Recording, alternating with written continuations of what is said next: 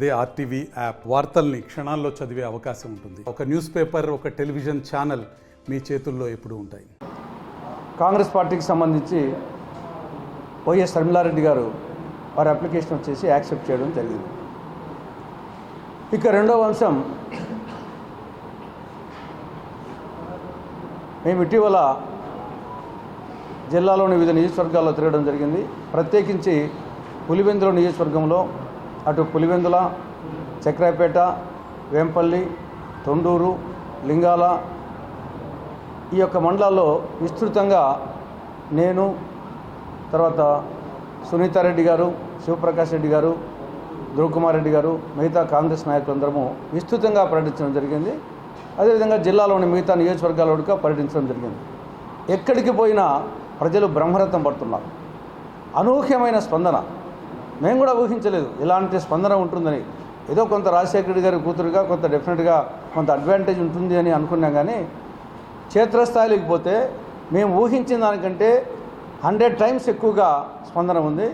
ఈ స్పందన చూస్తే కడప లోక్సభ అభ్యర్థిగా కడప లోక్సభకు వచ్చేసి షర్మిలారెడ్డి గారు ఖచ్చితంగా 3 లక్షల పైచులకు మెజార్టీతో గెలుపు తథ్యమని చెప్పేసి మాకు కనిపిస్తుంది. పులివెందుల్లోనే ఖచ్చితంగా మంచి మెజారిటీ, ఒక 30,000 నుండి 40,000 మెజారిటీ ఒక పులివెందులోనే వస్తుంది. ఓవరాల్గా జిల్లా మొత్తం మీద 3 లక్షల మెజారిటీ వస్తుందని చెప్పేసి మాకు పూర్తి నమ్మకం ఉంది. దీనికి అనేక కారణాలు.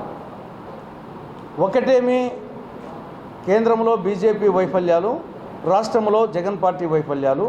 మూడవది బీజేపీ చేతిలో రాష్ట్రానికి చెందినటువంటి ప్రాంతీయ పార్టీలు, అటు జగన్ పార్టీ కానీ, తెలుగుదేశం పార్టీ కానీ, జనసేన కానీ, ఇవన్నీ బీజేపీ చేతిలో కీలుబొమ్మలు, కవాలీలు, కట్టు బానిసలు అనేది ప్రజలు మాకంటే ముందే వాళ్ళు చెప్తున్నారు.